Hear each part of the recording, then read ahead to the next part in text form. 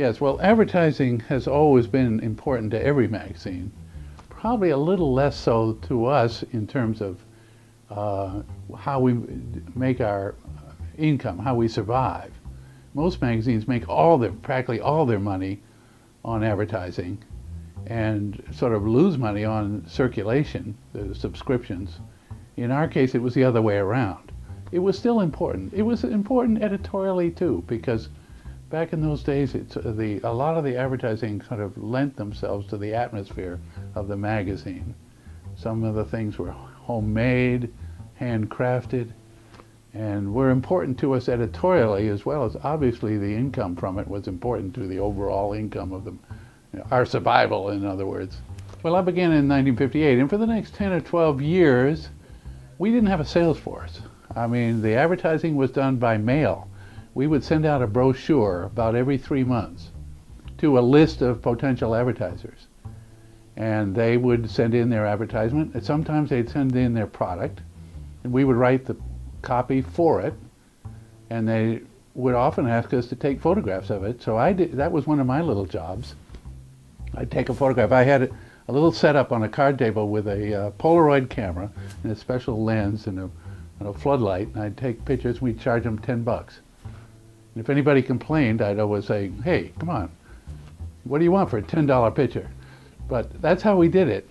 Our advertising person was a wonderful lady, native of Dublin, New Hampshire, by the name of Annabelle Dupree. And she wasn't exactly a sales type of person. For instance, I could hear, we could all hear what anybody was saying on the phone, because we were all in one room. I remember her saying, yeah, no, it's $100 now for a or for a 1-inch ad.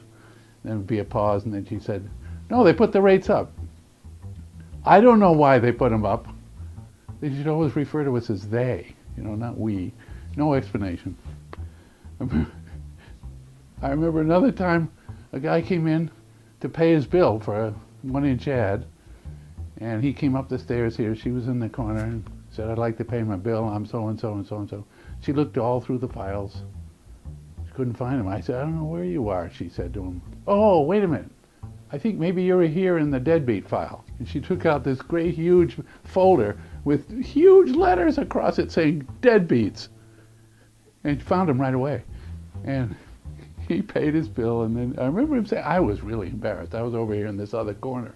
I wanted to go apologize or whatever. But he said, I've learned a lesson today. I'm going to try really hard never to show up in some deadbeat file. And so he was nice about it. You might remember Yield House. They wanted to put in like 50 quarter-page ads, always the upper right-hand corner. I remember calling them and saying, listen, we have to cut you off at 25. We've got to let other people advertise, and we can't bind that many pages.